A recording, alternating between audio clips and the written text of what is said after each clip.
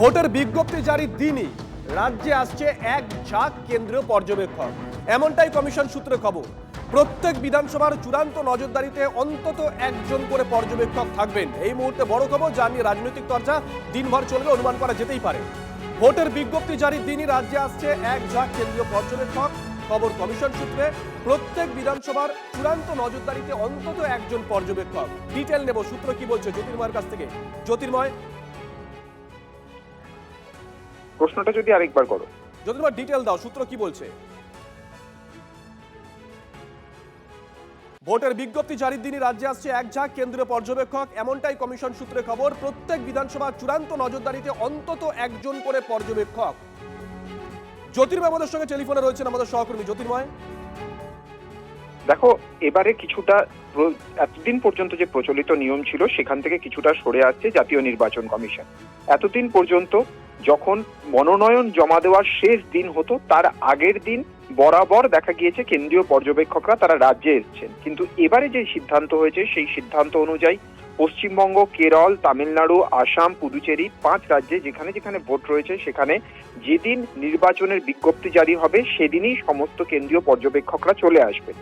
আপাতভাবে যে খবর আমাদের কাছে আসছে যে 1444 জন আইএএস, আইপিএস এবং আইআরএস সহ সেন্ট্রাল সার্ভিসেস অফিসারদের প্রশিক্ষণ দিচ্ছে কমিশন।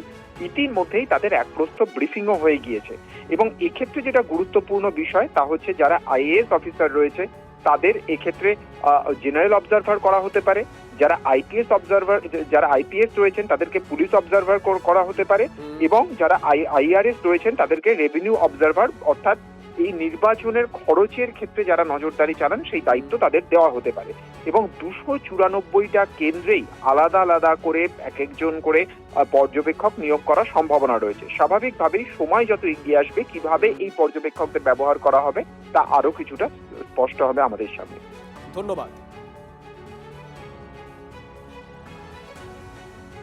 পশ্চিমবঙ্গে নির্বাচন কমিশন বিজেপির নির্দেশে, অমিত শাহর নির্দেশে নেমে পড়বেন ঢাল তলোয়ার নিয়ে। সমস্ত জায়গায় তারা নাক গলিয়ে তাকে মানুষকে ভয় দেখাবে, তারা ভয় দেখাবে তৃণমূল কংগ্রেসকে, কিন্তু তৃণমূল কংগ্রেস বা মমতা বন্দ্যোপাধ্যায় এতে ভয় পান না। একসময় বিহারে, উত্তরপ্রদেশে মারামারি হতো ভোটের সময়। এখন বিহার, উত্তরপ্রদেশ আমাদের ছেড়ে এগিয়ে গেছে, কোথাও মারামারি, গন্ডগোল, বোমাবাজি কোথাও কিছু হয় না। ভারতবর্ষের একটি মাত্র রাজ্য যা হচ্ছে পশ্চিমবঙ্গ, সেই পশ্চিমবঙ্গেই এখনো পর্যন্ত এই মধ্যযুগীয় ব্যবস্থা চলছে, অর্থাৎ গায়ের জোর যার, ভোট তার।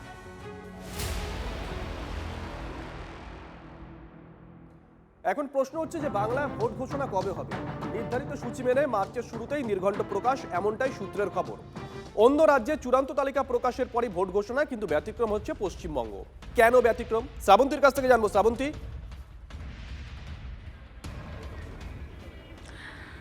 দেখো, সাধারণভাবে যেরকমটা হচ্ছে প্রত্যেকটা জায়গায় একে একে করে এসআইআর তালিকা দেখতে পাচ্ছি আমরা। গতকালও আমরা দেখেছি তামিলনাড়ুর এসআইআর তালিকা বাকি ছিল, সেটাও প্রকাশিত হয়ে গেছে।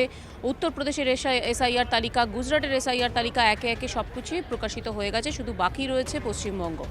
নির্ধারিত সময় হলে তাহলে পশ্চিমবঙ্গে ফেব্রুয়ারিতেই এসআইআর তালিকা বেরিয়ে যাওয়ার একটা কথা ছিল। তার পরবর্তী সময় হিয়ারিংয়ের জন্য ডেট পিছিয়ে গেলেও আগামী 28 তারিখে এসআইআর তালিকা বেরো হবে, কিন্তু সেটাকে চূড়ান্ত তালিকা বলা যাচ্ছে না, কারণ শীর্ষ আদালতের বক্তব্য যে প্রায় 50 থেকে 60 লক্ষ ভোটারের বিষয় এখনো পর্যন্ত অমীমাংসিত রয়েছে, সেখানে সেই বিষয়ে আর আপাতত কথা বলা হবে এবং সেগুলির সিদ্ধান্ত নেবেন জুডিশিয়াল অফিসাররা।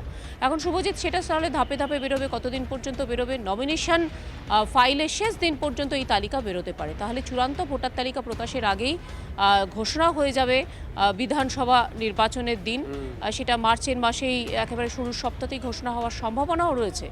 তাহলে বলা যেতে পারে যে এ রাজ্য ব্যতিক্রম। একদিকে যেরকমভাবে রাজনৈতিকবিদরা বারবার বলছেন যে লজিক্যাল ডিসক্রিপেন্সির মতো বহু বিষয় আমরা দেখেছি যে এই রাজ্যে অনেকটা বেশি চাপ দেওয়া হয়েছে, পাল্টা কিন্তু কমিশনও বলবে অন্যান্য জায়গায় তালিকা প্রকাশ হয়ে গেল, এখানে এত সমস্যা কোথায়। আমরা দেখাবো ছবি, যে এই মুহূর্তে আমরা দেখতে পাচ্ছি নন্দিনী চক্রবর্তী সিএস, একই সঙ্গে মনোজ পান্ত তিনি কলকাতা হাইকোর্টে এসেছেন। যেমনটা আমরা জানি যে প্রধান বিচারপতিকে নির্দেশ দেওয়া হয়েছিল শীর্ষ আদালতের নির্দেশ অনুযায়ী যে জুডিশিয়াল অফিসার সেটা ঠিক করতে হবে, এবং সেই ঠিক করার ক্ষেত্রে যদি কিছু ক্ষেত্রে অল্প থেকে থাকে তাহলে পড়শি রাজ্য থেকে আনতে হবে। আজকে সেই বিষয়ে কথা বলতে পারেন সিএস, তিনিও এসেছেন। মুখ্যমন্ত্রীর বিশেষ উপদেষ্টা মনোজ পান্ত তিনিও এসেছেন। কিছুক্ষণের মধ্যেই প্রধান বিচারপতির সঙ্গে বৈঠকও করবেন তারা। শুভজিৎ, নজর থাকবে শ্রাবন্তী, নজর রাখো।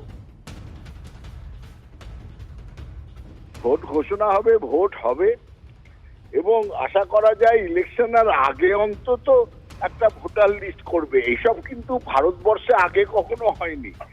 ভারতবর্ষের ইলেকশন কমিশন তারা এতই দক্ষ ছিল, তারা নিশ্চিন্তে সবাই মানুষ ভোট দিত।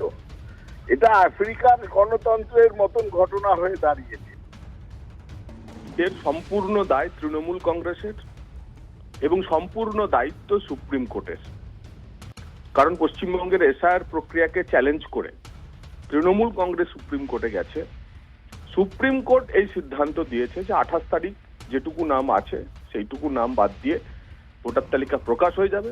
তারপর যে এখনো 50-60 লাখ যে মানুষের যাচাই পর্ব চলছে, যা মাননীয় বিচারকরা করবেন, সেই বিচারকরা যেমন যেমন কাজ করতে পারবেন তেমন তেমন তালিকা প্রকাশ পাবে।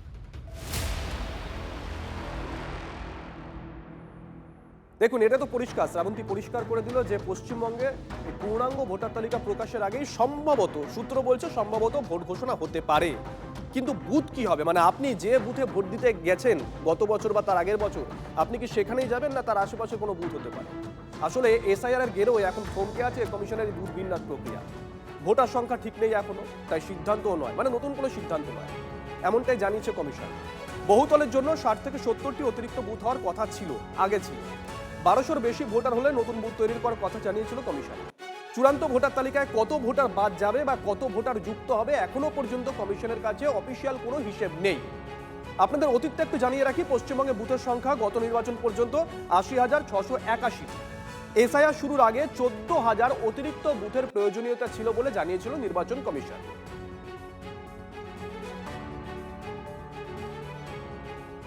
নতুন বুথ হবে না এই জন্য, বরঞ্চ বুথ কমে যাবে। যদি 1 কোটি ভোটার কমে যায় 6.5 কোটির মধ্যে, তাহলে তো কত বুথ সেই হিসাবে কমা উচিত। প্রত্যেকবারে বাড়ে, এবারে কমবে। বিশেষ করে গঙ্গার ওপাশে একটা বুথে 200-250 নাম বাদ যাচ্ছে, কলকাতা থেকে কাকদ্বীপ থেকে কুচবিহার। তো সেই জন্য বুথ তো বাড়বেই না, বুথ কমাতে হবে।